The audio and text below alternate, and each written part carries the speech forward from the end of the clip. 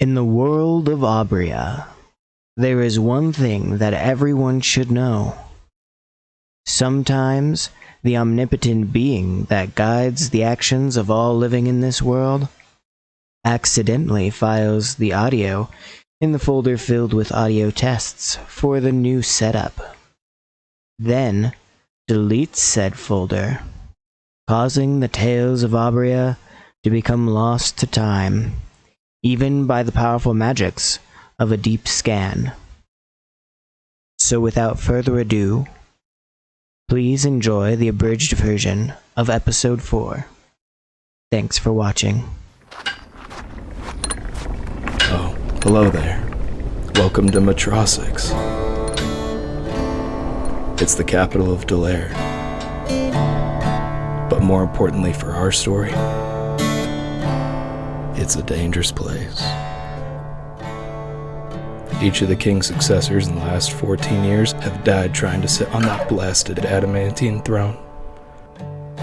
It's not just dangerous for the high lords and ladies, though. Without a strong leader, the presence of the city's watch is barely felt and rarely respected. A few areas have found some semblance of stability under a powerful high lord or lady. But there's nothing like that for the Styx. Metrosix, 6th District.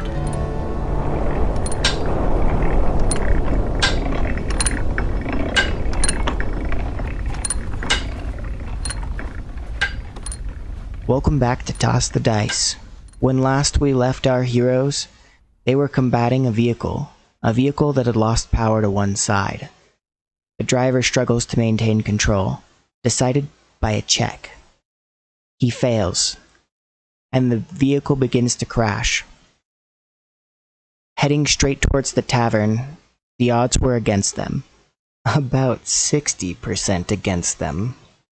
Despite the odds, the vehicle narrowly misses the tavern. Simply flipping, Elektra is able to tumble and makes it out with minimal injury. However, for the vehicle's other occupants, the crash is far more devastating, and all is quiet as the vehicle skids to a stop. Kimon, with many men from the heavy brass behind him. Reinforcements come from the other side. They round the corner. They face off against our heroes. With the disaster averted, Aurelius turns his attention to the heavy brass. They don't look ready to fight. They look ready to follow. Aurelius glares at them until he decides to speak. You guys are no better than the Red Gears. Which is a little harsh, but fair. They don't seem to take it well. Kimon soothes their wounded egos, preventing further violence from ensuing, and simply speaks to Elektra, ignoring Aurelius for the most part. Thanks, but you take care of yourself, alright, Elektra? Leaving Aurelius to contemplate. Aurelius, for the first time in a long time, decides to feel instead of think. And he feels a lot right now. Pain, mostly. But is the pain in his hand or in his heart? Probably both. He has never seemed so downtrodden. He just completely defeated asks Elektra, just, what's become of this city? I come back and it's so much worse than I remember. Yeah, it's definitely gotten a lot worse since you've been gone, but I think we can make it better. Yeah, and he interjects, looking approvingly at Elektra, and says it's not much, but it's still home. And that means it's worth fighting for. Heavy brass leaving, Red Gears on the run. Big Al finally has a moment. Stepping from the mouth of the tavern, he sees Aurelius's ruined left hand. Ah, I'm so sorry, Aurelius. Had I known it would get this bad, I wouldn't have asked. Oh gosh, Look at your hand. Don't regret anything, Big Al. We took this job, and we, just tell us that it was worth it. It was indeed worth it. It could have gone a lot worse if the party had not dealt with the vehicle.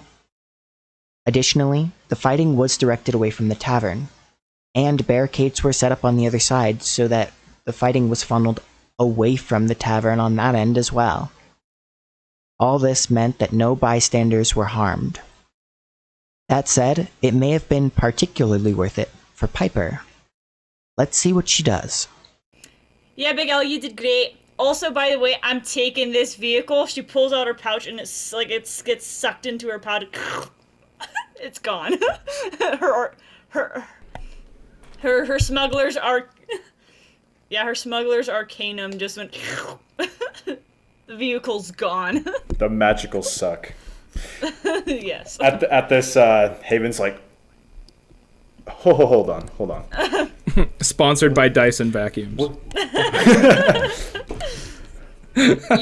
You'd be surprised Piper. by how much I can stash away in here. It Piper. really is my go-to. Where did you get that? Who's asking? I'm asking. Well, I'm not telling. Oh, It's mine.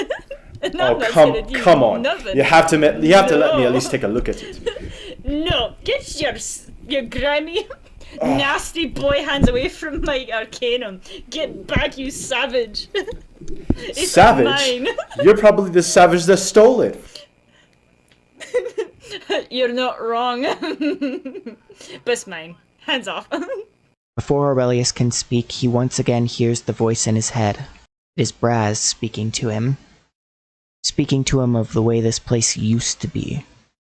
He doesn't respond deliberately. He doesn't want to alert he doesn't want to freak out the new party members. This is something he's trying to keep under wraps. So he takes what's being said, and there's an instant change in his demeanor as the blood is soaking through the rags on his left arm. The once defeat is replaced with anger and utter resolve as he gets back on his feet, even though he's slightly stumbling from blood loss, and begins to just essentially craft in his head a plan for revenge, for justice for this city. The paperboy Edgar tries to push a paper on them. They purchase the paper, but not at the original asking price. The paper reveals that High Lord Talvis is running a charity project in the sticks. However, to the party's knowledge, they haven't seen the fruits of those efforts. Not here, at least. In the aftermath of that night, the party spends the next week on various activities, including providing medical attention to Aurelius's hand, which involved a messy amputation of his hand via a greatsword. On the other hand, we have Aurelius receiving said medical attention. Let's see how he takes it. Oh!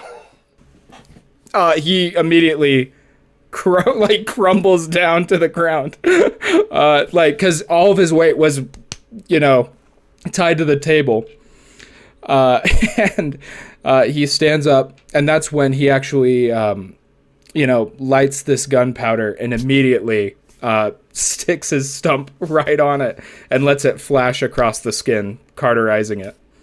And he's biting down on the screwdriver almost to the point where his teeth break. Meanwhile, Haven decides to steal an automaton hand from the Crankhammers. The plan to steal the expensive parts for the automaton hand from a dangerous organization was decisive. Yeah, why not? Just going about my work, I actually see one of the automatons, and I actually am going to take an arm as a kind of a gift for Aurelius. Last but not least, Piper did not concern herself with the trifles of Aurelius's hand. Rather, she robbed an old man blind. She returned to the scene of that night to take pieces from the building that was destroyed, that she took cover in. She does so while the old man is trying to repair it, convincing him that she is there to help. Of course, just helping out my community. The theft was done with much mirth.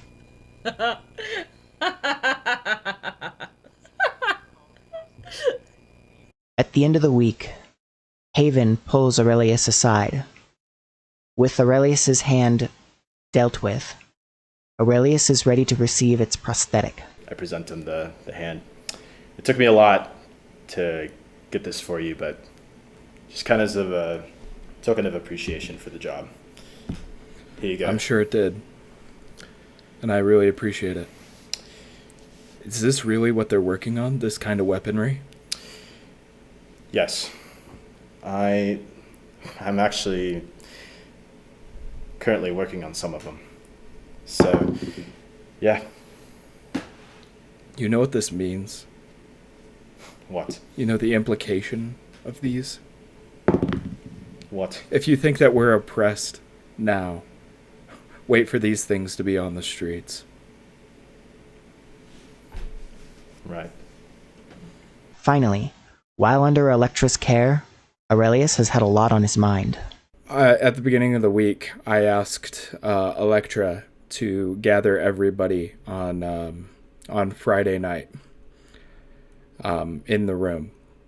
And midway through the week, when Elektra came into the room, there was a cobbled together mask made of broken gun parts and metal that had been cobbled together into the shape of a skull. And it's just there on the table. Yeah, it's there on the table while he's just scribbling away on paper. During the week, so as you guys know, that job, it didn't go great.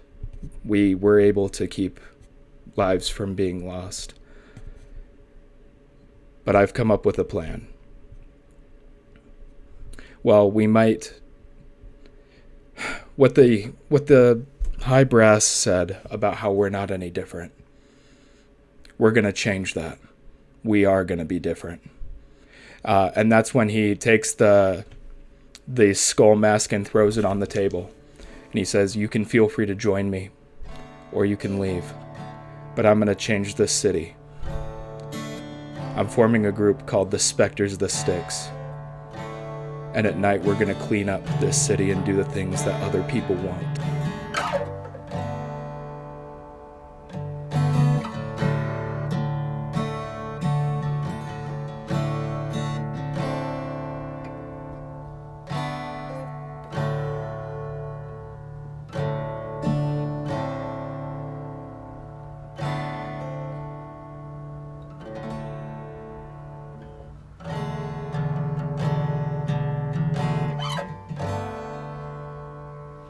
Thank you so much for joining us for this abridged episode.